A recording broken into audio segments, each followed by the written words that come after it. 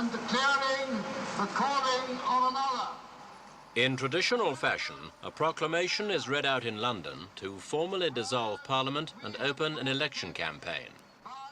Round one's already gone to Margaret Hilda Thatcher, favourite to become Europe's first woman Prime Minister after forcing out Britain's minority Labour government.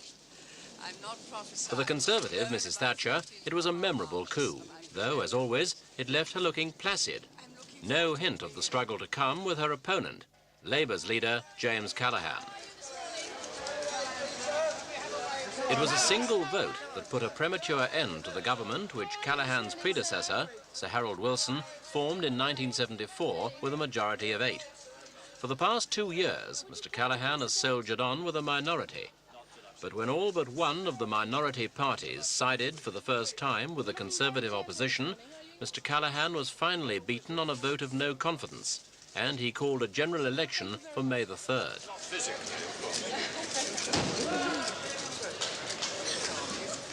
It meant a surprise job for this factory in East London, the only one in the country that makes the vital ballot boxes. This year, 25,000 will be needed, though the workshop usually makes less than 2 a week.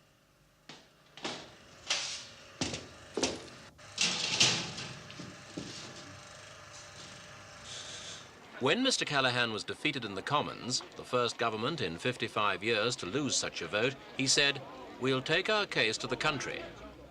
But that will mean an uphill struggle, for when Labour's election campaign opened, they were lagging 10% behind the Conservatives in some opinion polls. The key to Callaghan's undoing lay in Scotland. For 2 years, Labour stayed in power by doing deals with minority parties, including the nationalists of Scotland and Wales. They gained their support by backing certain pet policies of the minority groups, and even promised the chance of devolution or regional autonomy to appease the nationalists. Public referendums were held in both regions to see if people wanted devolution. Wales said a clear no, but the Scottish vote was ambiguous. Over the result, Callaghan lost the support of the Scottish nationalists, who sided with Mrs Thatcher in the confidence vote. That and another problem could have been avoided if Callaghan had gone to the country 6 months ago.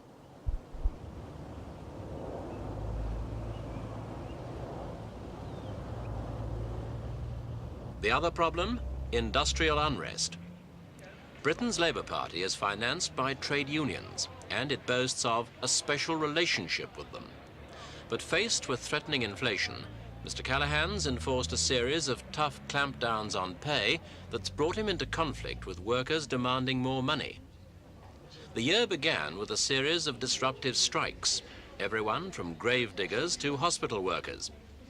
The public lost faith in Callaghan, who further angered them by spending part of their grim winter in sunny Guadeloupe. The other side of the inflation coin, prices. Labour claims that under Callaghan, inflation's dropped from 27% in 1975 to 7% last year. The Tories counter, though, that it's now taken an upswing to almost 10%, and they say the cost of living under the Labour government has actually doubled. Labour has made much of the need to keep inflation in single figures, but at present it's hard pushed to prove that it's succeeded in doing so. And let's have the back removed from there. The Conservatives are fighting on the major issues of lower prices, fairer taxes and law and order. Labour says the Tories have no real alternative policies on any of these subjects. And in the run-up to the election, many of the arguments are now getting personal. The other plank in Labour's strategy, we're told, is to have a long campaign so that they can, and I'm only paraphrasing their argument, nail that woman.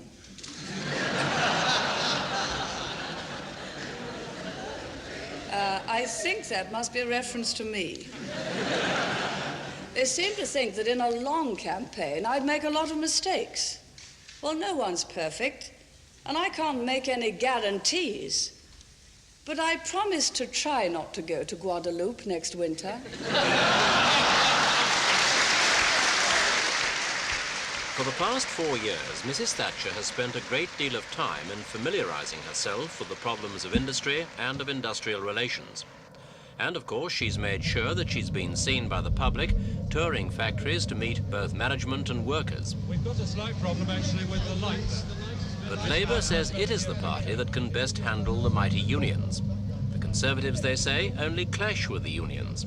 And they quote Edward Heath's showdown with the coal miners, which brought about the disastrous 3-day week crisis of 1974 and put power into the hands of Labour's Harold Wilson.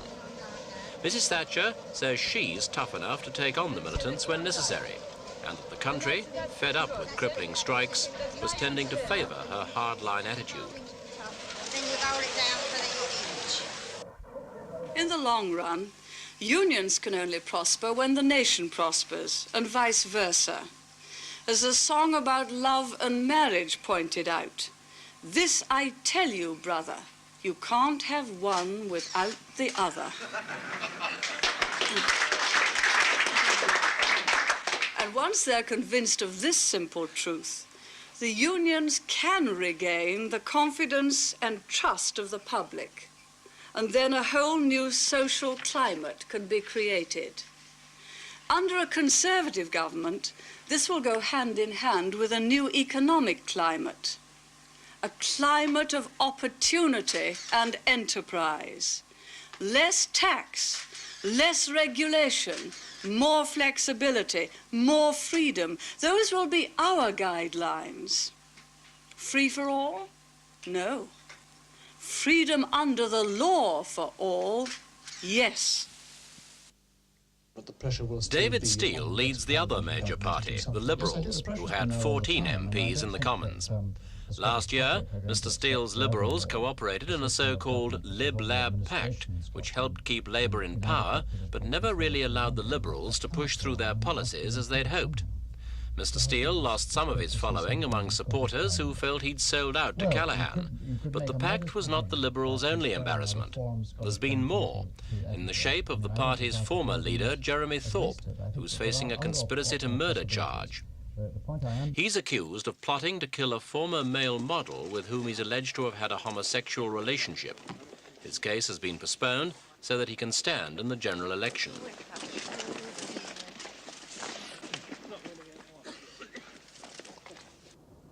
Edge Hill in Liverpool, though, gave the Liberals a pre-election tonic when young David Alton pulled off a by-election victory that handsomely overturned a Labour majority and stole so many votes from the Conservatives that their candidate lost his deposit.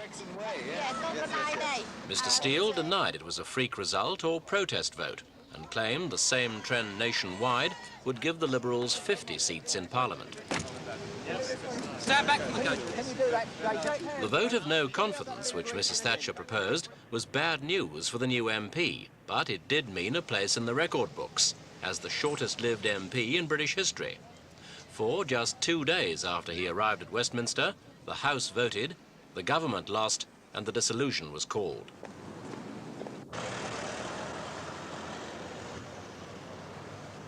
Morning, Mrs. Thatcher. How are you feeling this morning? Oh, fine. Mrs. Thatcher prepared to open her campaign, saying that she hoped there would not be another hung parliament. It was time, she said, for the Conservatives to show what they could do to get the economy moving, reduce unemployment, and, most vote-catching of all, reduce taxation. They were fighting words, and ones which sparked off an optimistic reaction on the stock exchange. And you're equally as confident about the election? Prices on the exchange rocketed to an all-time high, a clear indication that the city welcomed the prospect of a Tory administration.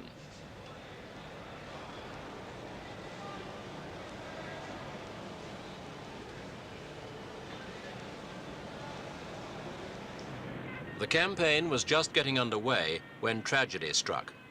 One minority group that was determined to register its opinion was the IRA, the Irish Republican Army, who claimed responsibility for a bomb that killed a prominent Tory MP in the very precincts of Westminster. The target of the terrorists was one of Mrs. Thatcher's closest personal colleagues and the man most hotly tipped for the unenviable job of Minister for Northern Ireland if the Conservatives won. Mr. Eri Neve. Position at this is this. A former war hero who'd escaped from the notorious Colditz prison camp, Mr. Neve was widely liked and respected. His death, virtually on the doorstep of Parliament, shocked the nation and cast a shadow over the opening of Mrs. Thatcher's election campaign.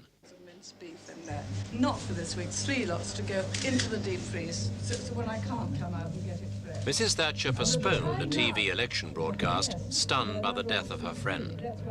She had to put the tragedy behind her and get on with political life, speaking out to pressmen on such issues as prices in the shops. Well, when you're shopping, I always talk to you about prices, often about tax, and they usually say something like, it can't go on like this. That's usually the phrase that I hear most of all. The Conservatives have a history of trying to hold down personal taxation, but tax cuts have to be paid for. Inevitably, that means reducing public expenditure, which can affect such emotive programs as health, education and aid for industry, and areas of high unemployment. Naturally, cuts in tax appeal to the better off, giving the Tories a name for protecting the middle class at the expense of the poor and underprivileged. And that's a reputation that Mrs. Thatcher's had to live down since she entered Parliament in 1960. Mrs. Thatcher, it's always supposed to be a tremendous ordeal, maiden speech. Was it for you? Oh, very much so. I've done a good deal of other speaking, but speaking in the House of Commons is quite different. It's a unique experience. Do you think it's more difficult because you are a woman? No, I didn't notice that. It really is because of the quality of one's audience and the fact that most of them have had more experience at doing precisely what you are doing. There's been universal praise for your performance yesterday. Talk of the front bench. How do you feel about that? Well, I think we'll just try to be a very good backbencher first. Certainly until these two are a little older, I couldn't take on any more political responsibilities. These responsibilities are quite enough. Have you been able to combine your political life with looking after a family, running a home? Well, I mainly do the catering here. I like cooking and I do the shopping and always a big batch of cooking at the weekend. And of course there are the parliamentary recesses which coincide with the school holidays, so I can see quite a good bit of the children and take them out. And at half-term they come up to the House of Commons and have lunch with me.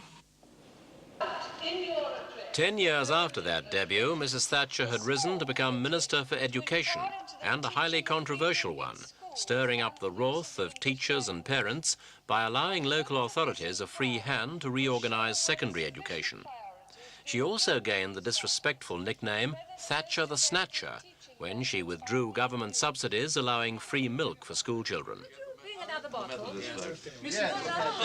In February 1975, the Conservative MPs took an enormous gamble by voting overwhelmingly to choose Mrs. Thatcher as leader of the party. She beat 4 male rivals and the former Prime Minister Edward Heath, and found her life instantly spotlighted by a press anxious to know every detail, from her hairdressing habits to her views on capital punishment.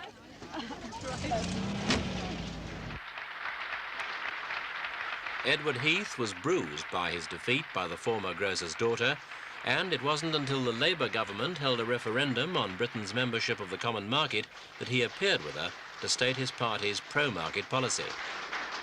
Because you have done more than anyone else for the Conservative cause in Europe, and to see that Britain's place is in Europe.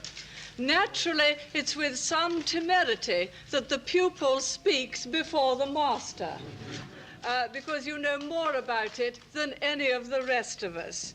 And as Premier, Heath had given Mrs. Thatcher a variety of top jobs, but foreign relations wasn't among them. Since she became Tory leader, she set out to fill that gap. She visited Canada, Australia, Singapore, India, Japan, and here, China, in April 1977. Mrs. Thatcher, why have you made this time available to come to China? Because it's one of the largest countries, some 800 million people, and I think anyone who aspires to be the leader of a nation must make the opportunity to talk to leaders of other nations. It's very important to meet them and to see the circumstances in their own country for oneself. Open-minded, perhaps, but in the past, Mrs. Thatcher's stern opposition to communist regimes has earned her the title Iron Maiden. America, 5 months later, saw her examining the intricacies of space travel. Though she trained as a barrister specializing in tax law, Mrs. Thatcher's held various portfolios, including science, and she spent 4 years as a research chemist after leaving university at Oxford. She found the space shuttle fascinating, and her host said she showed an instant grasp of its complexities.